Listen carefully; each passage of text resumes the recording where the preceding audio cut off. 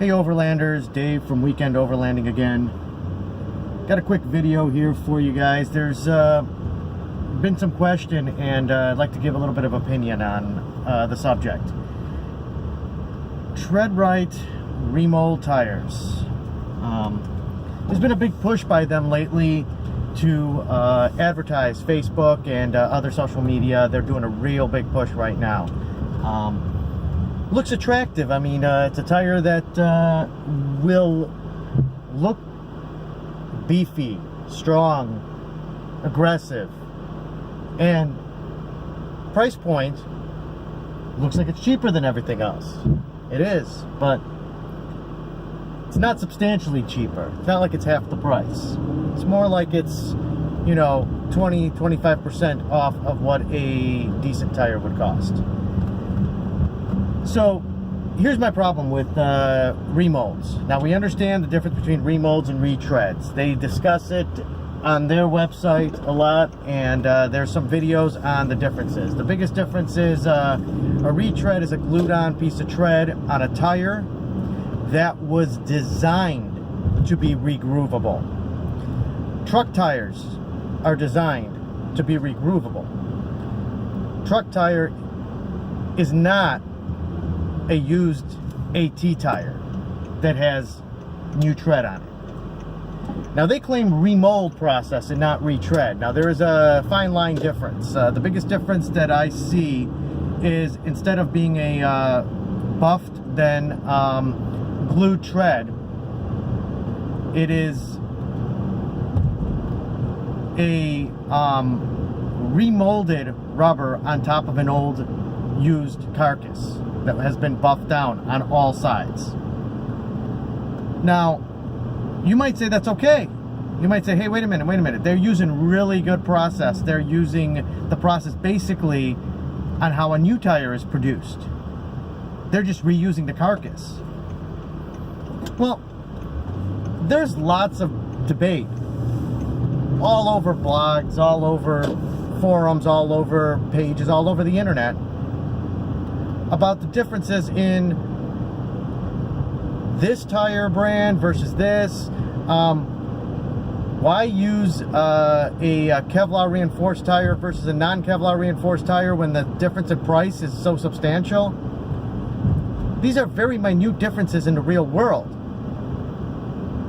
But here's the difference. When you buy a remolded or regrooved or retreaded tire of any type or remanufactured, they may be using four different carcasses on 4 tires that they're going to sell you as a set. Now, we don't know how many miles are on those belts. We don't know what the belts are made out of. We don't know if it's the same ply construction. We don't know if the ply design is even the same. So first thing you're dealing with is a tire that is a complete unknown. The tread's the same, the rubber is the same, the carcass rubber can be completely different, the carcass design can be completely different, the belting and all of the components below can be absolutely different from left to right to rear to all 4 tires. Heck, the temperature and loading can be different. So now you take all of this into consideration.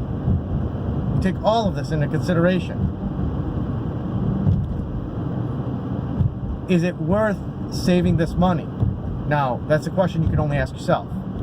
But I'm not going to just sit here and poo-poo on the idea. Now, there is a use, and I could see the logic in it, in certain uses of the tire. Now, one of the things that I would see value in doing this is a guy with a, in a 4x4 community where you're going to a 4x4 park, you're going to be driving in circles over obstacles, and that's hell on tires, and you possibly are going to be slicing tires, breaking tires, puncturing tires, ripping sidewalls, and doing all of this in the enjoyment of pushing your rig to the ultimate limit at a 4x4 park. Now, what's the difference? Well, the speeds are usually crawling speeds. I mean, rarely are you going to exceed 25 miles an hour. The next thing is heat. See, you got to remember that heat buildup, even at like extremely low pressures. For instance, like if you have a tire that's inflated to, you know, heck, there are people that go as low as 7 or 8 psi. So if you're driving 20 miles an hour, 25 miles an hour, you're going to create heat.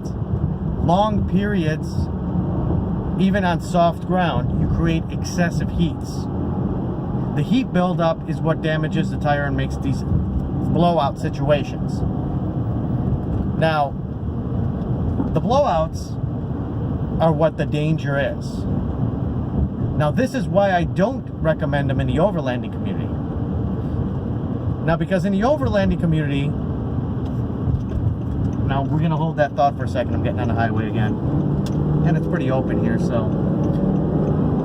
Anyway, in the overlanding community, the biggest thing is that we are just as likely to be traveling at 70 miles an hour as we are to be traveling over a gravel road with the tires there down. Which is the hence why we like all-terrain tires, because we are going to cover all types of terrains, all types of different driving. The other thing in the overlanding community that we tend to do is, first of all, we start out with trucks that are pretty heavy to begin with. Now, like, take into account, let me give you an example. This Range Rover here, 4,000 pounds. No, I'm sorry, 6,000 pounds. So you're dealing with a vehicle that's roughly 6,000 pounds, okay? So now you think of that and go, okay, that's heavy. So now you're gonna say, I'm an overlander. I'm gonna go and I'm gonna buy rooftop tents. I'm gonna be carrying, you know, who knows how many jerry cans for who knows what reason. That's another discussion. I'm gonna carry a whole kitchen for like an army in the back, and I'm gonna carry all, you know, 4 spare tires and 16, you know, jacks and 14 winches and whatever the heck you're doing, okay? So that's another discussion for another time. But one of the things that you're going to do is you're going to run a heavy truck. Some people are running their Land Cruisers where they have to run heavier springs than stock because they're running them that heavy. We're going to be running heavy trucks, low tire pressures on occasion, higher speeds on sand and gravel roads that create extremely heavy loads and high resistance on tires, which create a lot of heat. Grippy tires in general create a lot of heat. So you add all that stuff up, it's a recipe for a failure, even with the best tires that are out there. So now we go back to this whole retread. Now we're dealing with, or remold. Now we're dealing with a tire that is a completely unknown design. B, who knows how it was abused prior to them remolding it. So you take all these factors in it, and it's really not conducive to what we're trying to do. It may be great for somebody who's never going to see any speed, who's going to be extremely abusive to tires at a off-road park, or somebody who's, let's say, a rock crawler or a buggy of some sort that's a single-use vehicle, where you may go through, heck, 2 sets of tires, 3 sets of tires in a season because that's your hobby and you're gonna push these purpose-built vehicles to their limit. But this isn't what overlanding's about, and that's a whole nother discussion, and we make those videos, and I know that you guys watch it because I can see the counts.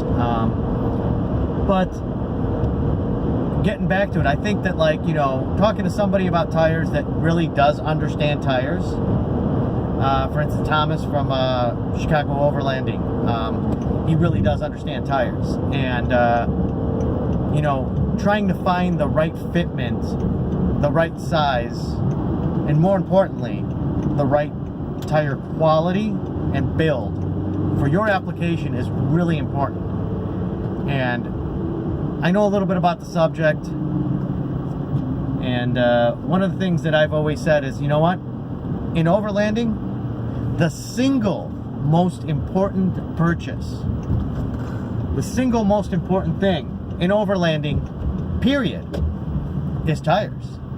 You can have the greatest truck in the world, you can have the greatest rig in the world, but if you don't have tires that are made to take the terrain, to take the different roads and conditions that we will do, from snow to water crossings to highways at 120 degrees in the desert, to sands, to, I mean, you name it, we'll cross it.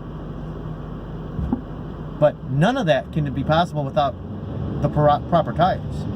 And proper tires can make or break it. I would rather have a two-wheel drive with excellent tires than the best four-wheel drive or all-wheel drive system with a set of slicks on it, or some tires that are literally have no tread. That's how important it is. So, summing it all up, I wouldn't recommend it for overlanding. I would recommend always to buy the highest quality tire you can afford. And you got to remember, it's a safety issue.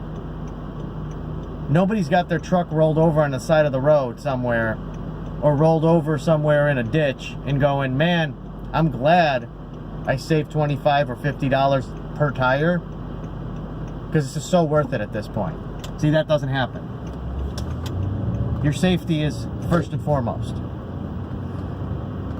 So, thanks for watching my video. Please, at the bottom, go ahead and click like, comment, give me some feedback, positive, negative. I like all feedback. This is a group effort. Remember, we also have a Facebook page, and we have some other social media coming in the future. But go ahead and like my video, follow. Please subscribe to my videos.